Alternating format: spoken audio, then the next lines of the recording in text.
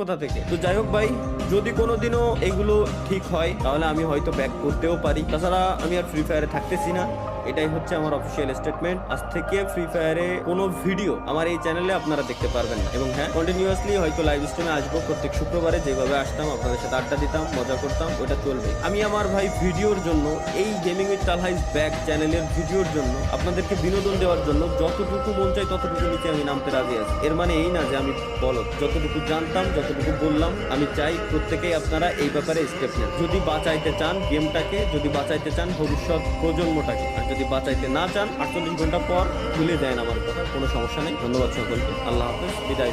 আরে আমার আসমানেতে ফেলাই দিতে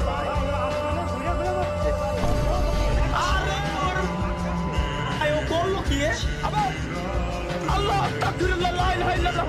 देख के अरे ये कहाँ से आ गया?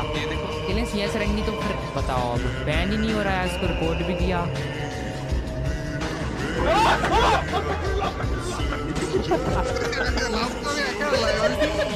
সামনের থেকে গেল